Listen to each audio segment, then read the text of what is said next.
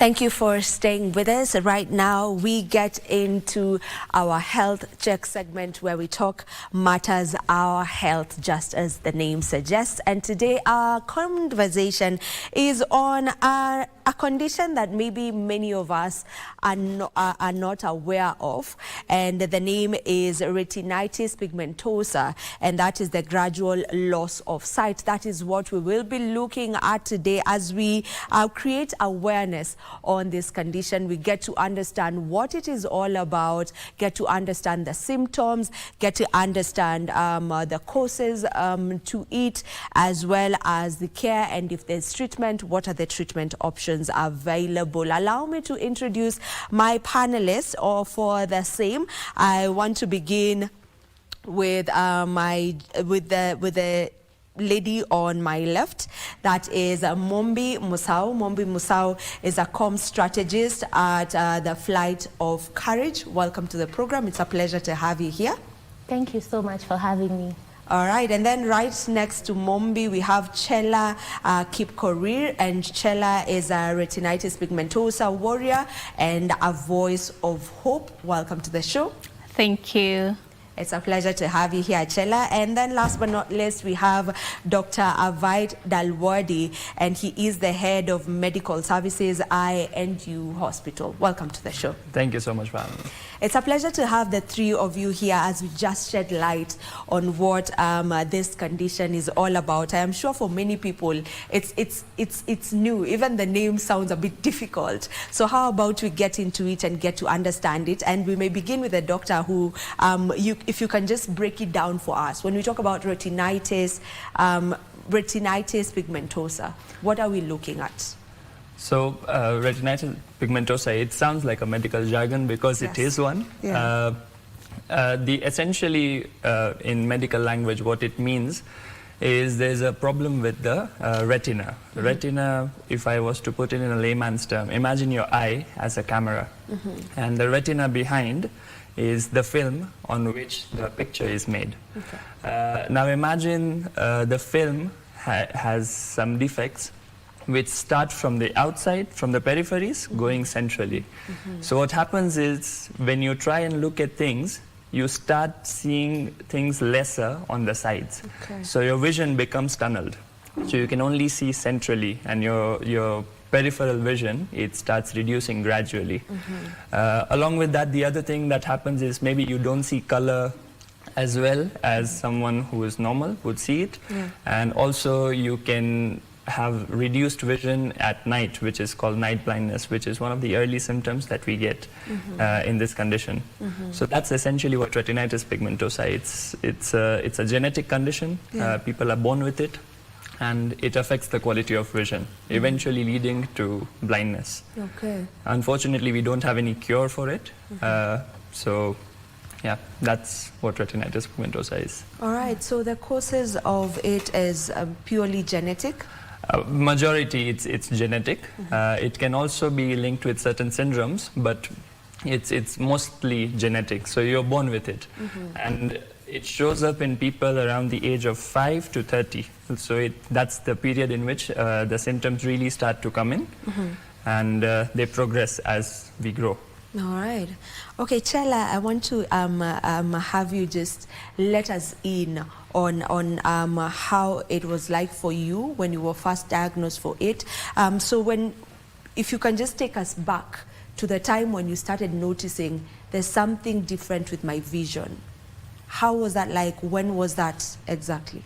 You know, around 2012, and I was struggling a bit with pool of water on the road, and the night blindness, and a lot of problem with glare, and I was given the diagnosis of short-sightedness, but it wasn't, the prescription that I had wasn't doing much, any better to the condition that I had. So I had to go for a second option.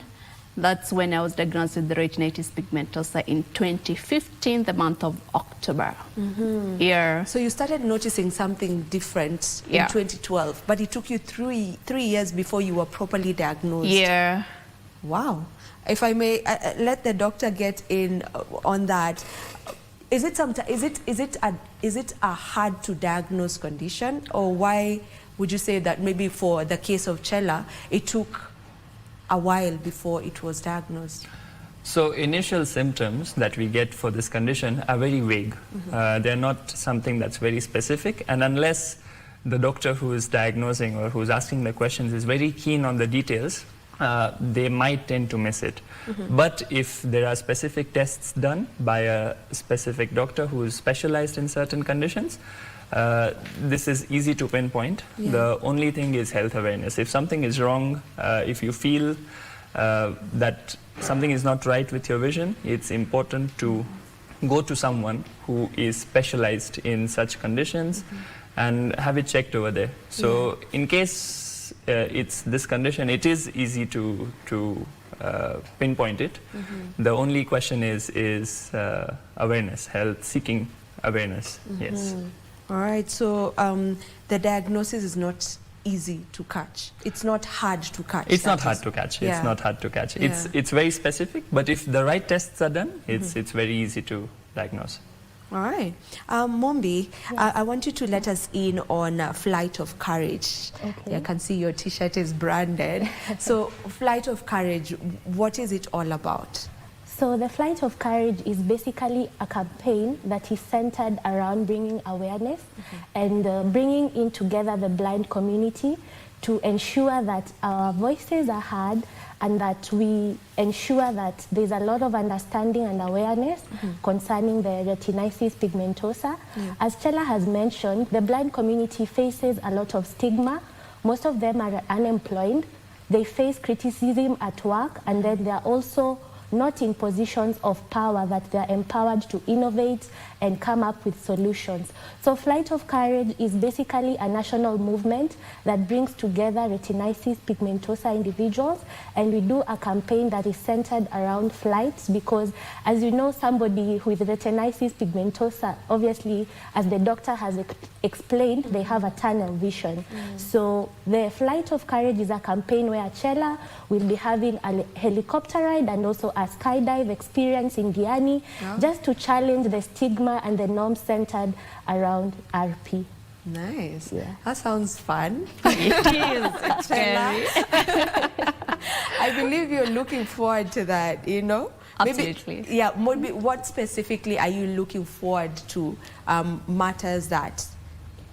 When it comes to Flight of Courage, Yes. it's about redefining what is achievable, especially as a blind woman and a person who loves less traveled path, and just believing, sometimes being delusional about something because the society has already given you a path to follow, but here you are, you have a different kind of thinking and belief. Yeah. Yeah. So have you lost your sight completely? No, I still have some percentage, but have advanced tunnel vision. And at night, I think I'm totally blind. And yeah, I still have a bit. Just a bit of it. Just a bit. Yeah. So, Doc, I know you've mentioned the symptoms, the night blindness, and also the loss of your peripheral vision. Are there any other symptoms that maybe one should be looking out for, maybe as early signs? So the other symptoms is overall quality of the picture that you're seeing. Your vision, if you have a normal vision, you will know when your vision is altered. Okay. So if you feel that vision is being blurry or the quality is not as good as it was, and it's not being corrected even after using glasses or even after taking any medication, that's one of the signs. One of the other signs, as Chella mentioned, excessive glare. Like people get a lot of problem with glare and yeah, sensitivity to light. Those are some of the early symptoms as well, along with the tunnel vision. Yeah. Yes. So who are you advising? Is there a specific person you're advising to go for an eye checkup, or is this for everyone? Or should I maybe have noticed something different for me to go for an eye checkup? So eye checkups are generally for everyone. Everyone should get their eyes checked because even though sometimes your vision might be fine, there might be certain things that are going on behind the picture in the background that you might not be aware of. And people tend to ignore even the simple things at times. They tend to be be ignorant about it or feel like they might go away or don't pay enough attention to it. So my advice is, even if you see something that's even a little bit wrong or slightly wrong as well, it's best to get your eyes checked. Yes. Yeah. Chela, you know, after your diagnosis, would you say your life changed in any way? If you can let us in on just how life has been after the diagnosis. Has anything changed for you? Definitely it has changed, but I love my new life because I think I've become more bold, and at the same time it brought my families together, and I've seen the immense love they've given me and the close friends, and to us as a community we feel like we are all blind, and we are trying to venture into a life that we don't really know, but it's such a beautiful journey to go. Yeah, yeah. So you're much bolder now. Yeah. I love that. I love that. So for a flight of courage, why does this matter? It matters because people need a sense of belonging. People need to feel as part of a community. And in as much as Chela is the one directly impacted by RP, I am her close friend. And I want to be part of her journey and just let her know that she's not limited or incapacitated in any way. So I'm basically rallying and lobbying to help her achieve the Flight of Courage, which is a campaign, again, that I've mentioned, that's centered around empowering them. Most of these individuals are secluded. They face depression, anxiety. So the fact that we are able to rally a campaign that really champions for their rights and shows them that nothing is impossible is really amazing.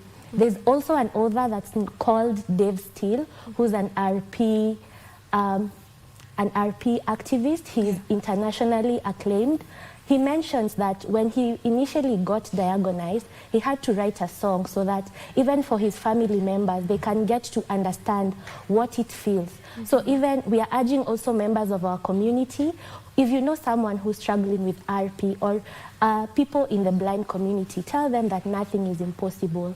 Rally them, empower them, and whatever they can do, you have just to lobby behind them and show them it's possible. Yeah. That is wonderful. For you, Doc, it's as you've explained it, it's a gradual loss of sight. So does it get to a point where one loses the sight completely, or it doesn't need to get there? So more likely than not, it does get to a stage where you lose your sight completely. But as I said, it's a gradual process. So initially you'll start losing your vision bit by bit, and it leads to a point where your vision is almost nil. So it will lead to certain blindness. Yeah. Yes. You know, Chela, for someone who's already, you know, experiencing this, does such statements make you maybe feel some type of way, knowing that eventually you may lose your sight completely? Is that something that is maybe in your mind, maybe bugging you in a way? Is to be petrified a bit, but I think once you accept the fate, I think you're good to go, and having a good support system just makes things easy for me. Yeah. So for you, you would say that the kind of support you get makes you keep going? Absolutely. Have a very good support system. Yeah. Yeah. So that is really important. Very. Maybe for anyone really dealing with any kind of disability, that support where you know that I might be going through this, I might be having this condition or this challenge, but at the end of the day, I have people who back me, I have people who support me. Mombi. Yeah, I would really say, even just to add water to your statement, I feel that the society is the one that limits them. Once somebody is diagnosed, the society in a way kind of puts them in a box that this is the limit to how you can innovate and explore. So it kind of also brings them to a point of depression, because the society in itself, they're the people who are telling these people that you're not able to do such. So that emphasizes the need of having a community who tells you that it is possible, you are not alone. And also the aspect of community, finding people who are facing the same condition as you, so that you can communicate together, have events together, and it kind of brings a sense of community, and eventually we are looking at a point whereby accessibility to people with RP will be something that can take a nationwide attention, because if you look even at the statistics in Africa alone, it says persons with disability are about 118 million, which says this is a community and they need to be empowered and motivated. Not only in the West but also in Africa. Yes. And do you feel like this is something that is actually being implemented? It is being implemented, but the scale to which it is done, it's worrying sometimes. That's why we have to lobby together as activists, and also the blind community, and also the disability community at large, so that, you see, when you bring your ability, I bring my ability, then we are able to sound for change that can lead a nationwide movement. Because up to now, we are still talking about accessibility for them in terms of public transport. Yes. These are things, and the policies are already there, but we need a wider lobbying and rallying so that government can really put this into law that is implementable. Yeah. All right, and to our viewers back at home, remember, you are free to just get to ask many questions you may be having concerning this condition, which is the gradual loss of sight. If you have any questions around it, we have a doctor on set who can answer your questions. If you are someone who is looking to hear the experience of Chela and have a specific question you have for her, she's here, she will answer it for you. The number to use is 0707 303 212. 0707 303 212. You can send us a WhatsApp message and I'll be sure to read your question. To you, Chela, maybe what would you point out at some of the challenges that people may not understand, that people who have visual impairments may be going through? You know, for me, I think what really confuses people is my bubbliness. And whenever someone sees me and the way I talk so eloquently, and the way I put out my projects, the Blind Talk project, Vision Beyond Sight, and the way I'm unpacking Flight of Courage, people tend to feel like maybe somebody else is doing, because they feel like as a blind person you're inadequate.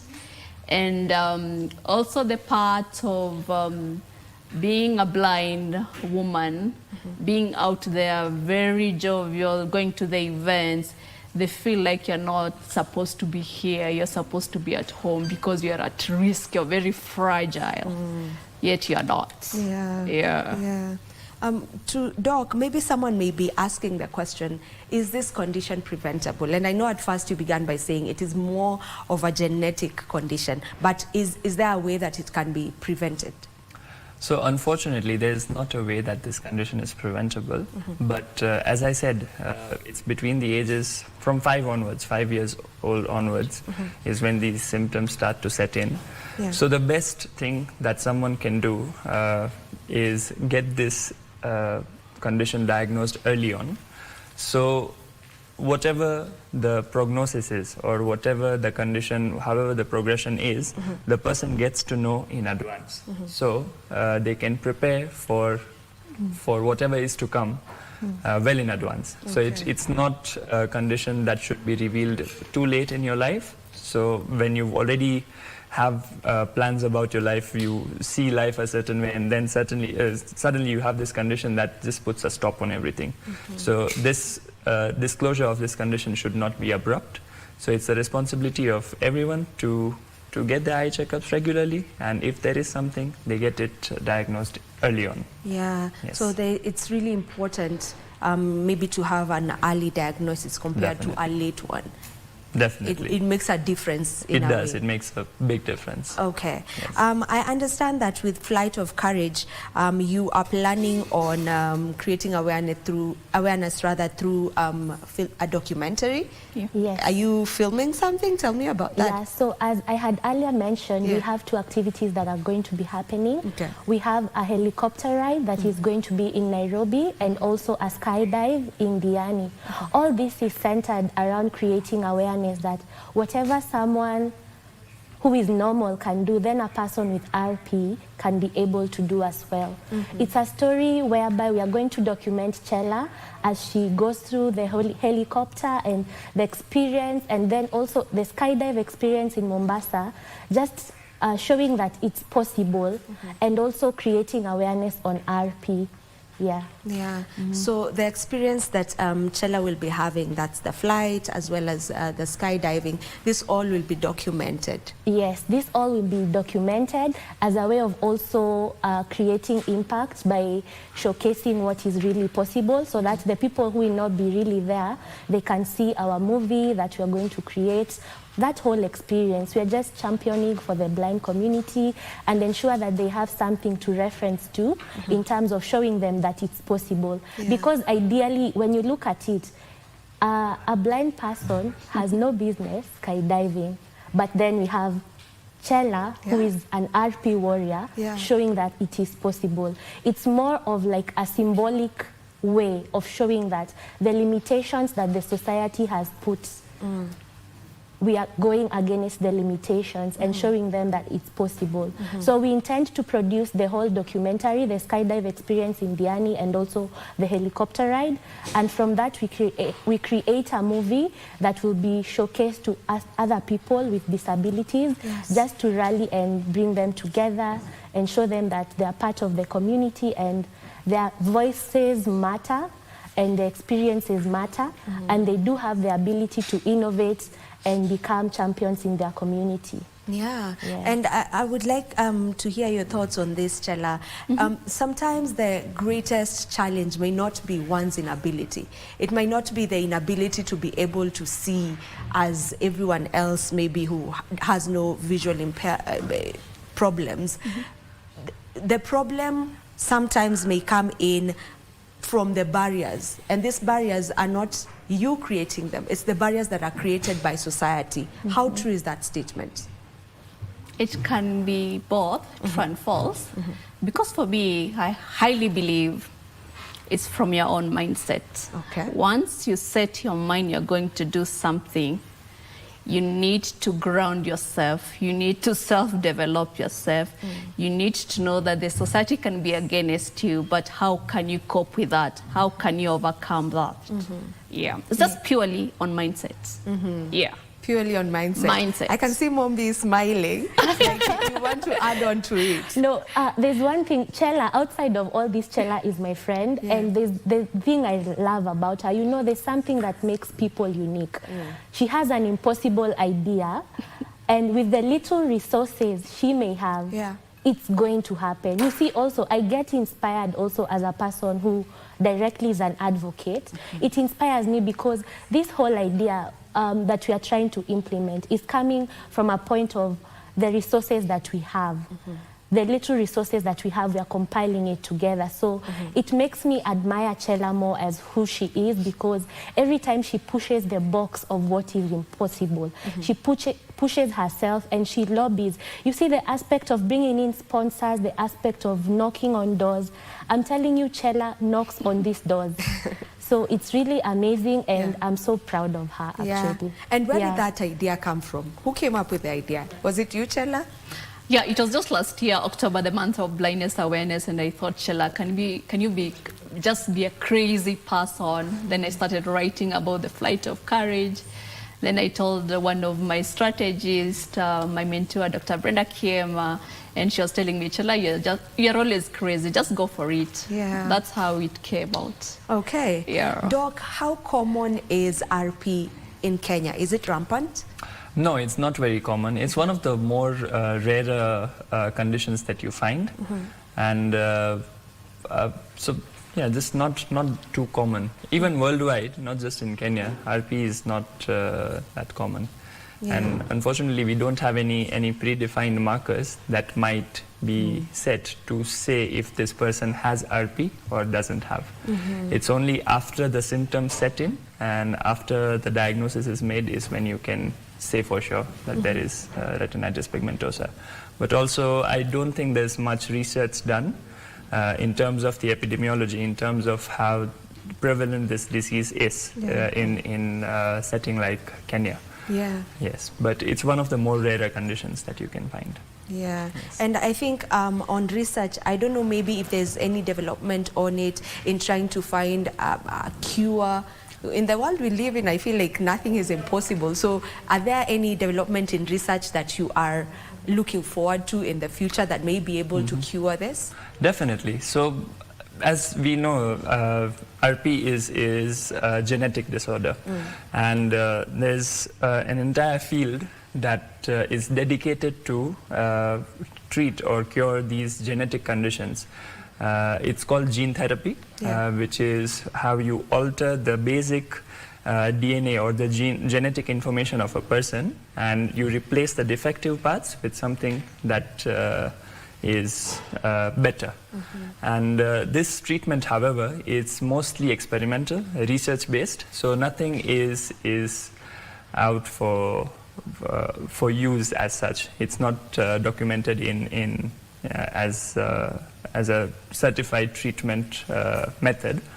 It's mostly research-based. So in the West, of course, there's a lot of research that's going on. They also have certain markers that they can use and alter the genes. But however, they've not been very successful because it has not come out as a certified treatment method. Yeah. But definitely there's research going on, even as we speak. In the West, definitely the more developed countries who have all the infrastructure to conduct this research, they're continuously looking for ways to mend this. Yeah, so we don't have a cure just yet. Just yet. Underlining the just yet.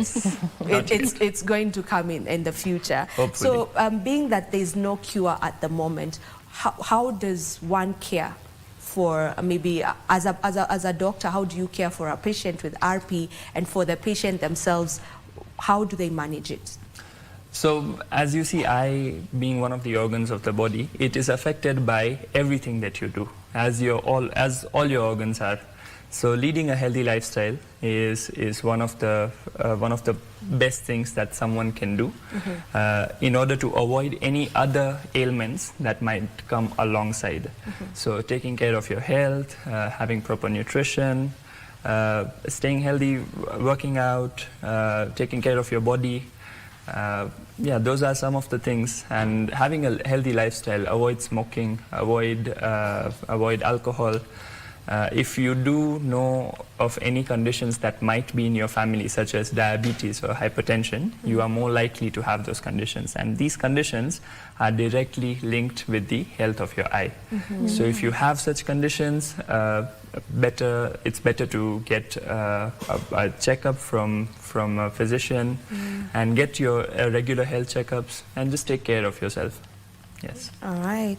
Allow me to read some questions that are coming in. Remember, you can be able to just forward your question to us. The number is running on our screens as we go on. The number is 0707-303-212. You can be able to just send us a WhatsApp message, and I'm going to be asking the question that you get to ask to our doctor, or maybe to Chela or to Mombi. Allow me to read the ones that have come in. Someone is saying, hello, it's Lampard here.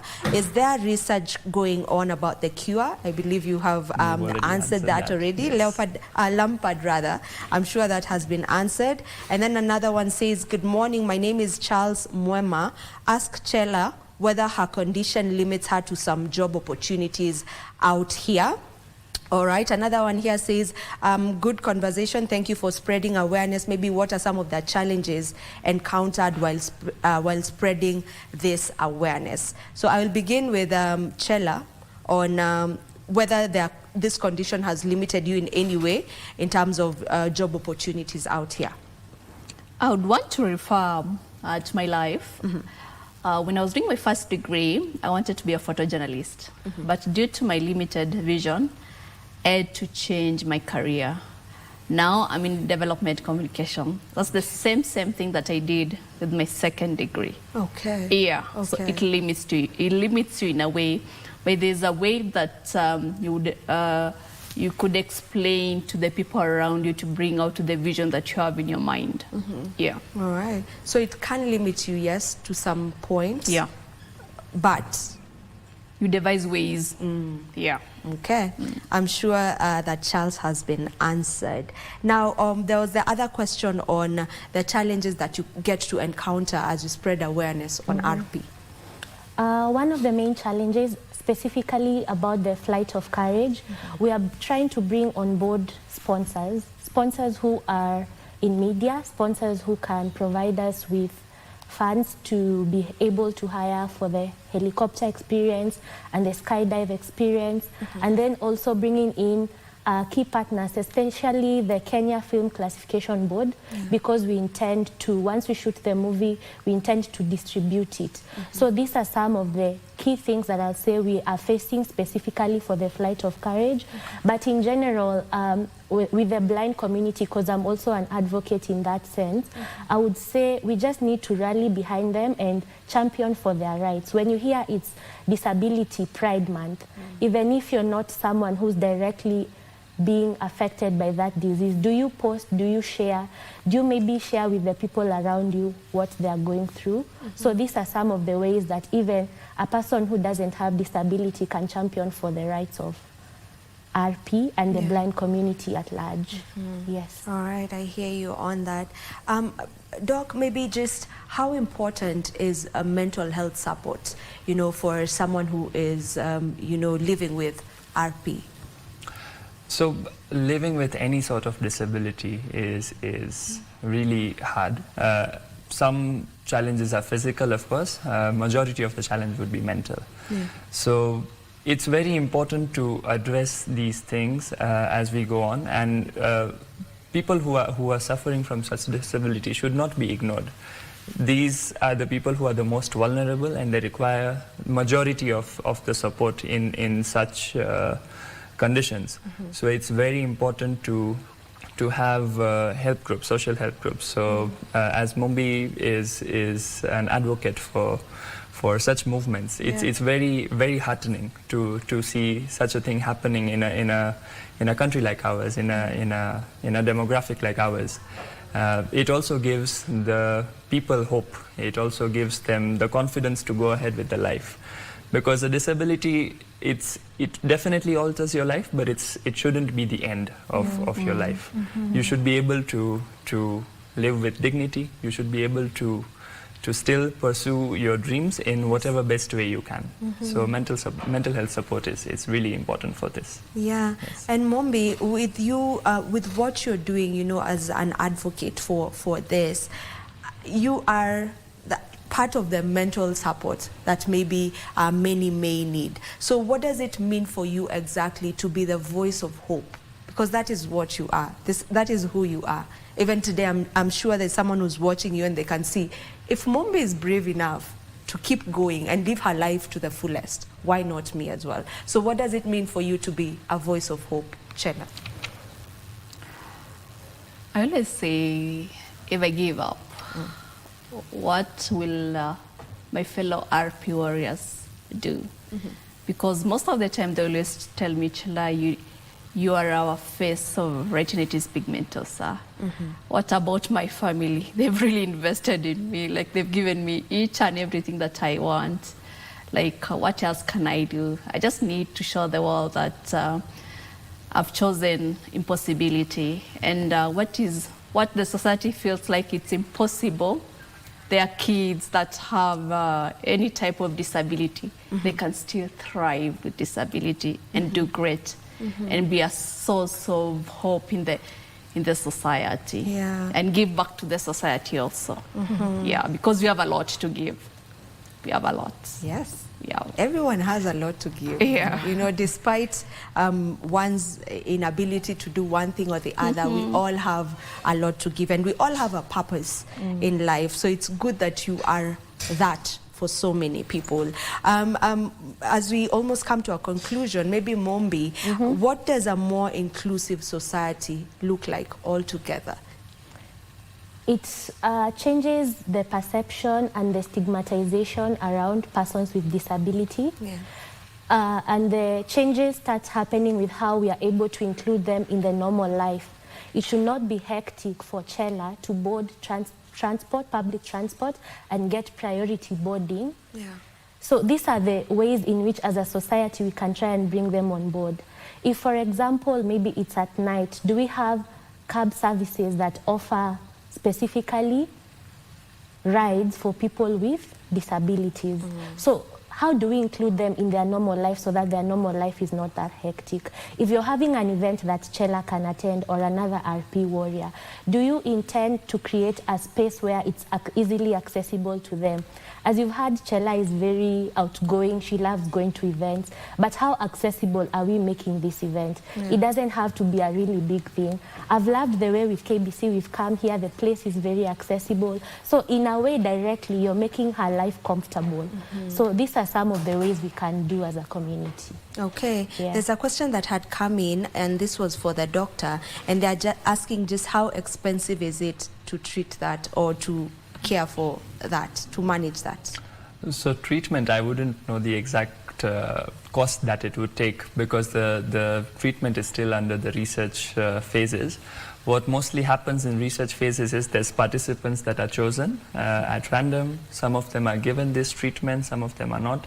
But these type of programs, they mostly happen in the West, where they have funding that is required for the research. So the participants that are chosen there might not necessarily need to be subject to any payments. But again, in our setting, in the Kenyan setting, I'm not too sure if that would be available. Yeah. Yes. But in managing it? So in managing it, it's basically what we need to do is become like if someone who's undergoing this condition, they need to be aware of what is to come, and they need to be able to maneuver around on their own. Yeah. So they need to get access to the support groups. They need to get access to people who help the visually challenged. So in terms of how to go about their day-to-day life. Of course, it's going to bring a big change, and it's if you're someone who's a provider for your family, it comes at a great cost. But other than that, the best thing that you can do is take care of yourself and just seek out help from the support groups. Yeah. Yes. I believe their question was specifically on how expensive is it to manage it? Is it To manage expensive it. to manage it? Yeah. To maybe. manage it, as I said, this condition is progressive and there's no such treatment as such. Okay. So what we can do is just keep our eye healthy otherwise, or our health just be healthy otherwise. So this would involve leading a healthy lifestyle, which means having proper nutrition, working out, of course, and there might be some supplements that you can take just to keep the other health, other related parameters of the eye healthy. That wouldn't be too expensive. It's just some multivitamins that you can take. But again, that's not a specific thing that's managing these conditions. That's just something that is allowing you to stay with this condition and be healthy, other than excluding this condition, putting it aside. All right. Yes. I'll now take your final remarks each, beginning with you, Mumbi. I would say disability is not inability, and specifically people in the blind community, this is a call out to you. When we eventually roll out the Flight of Courage, I urge you to come in large numbers and participate and be part of the movie screening, and we can't wait to have you. Also follow Chelha on her social media pages to get update on the unveiling of the project. Amazing. Chela, your final remarks. I'd say nobody will come to save you. Courage give you wings.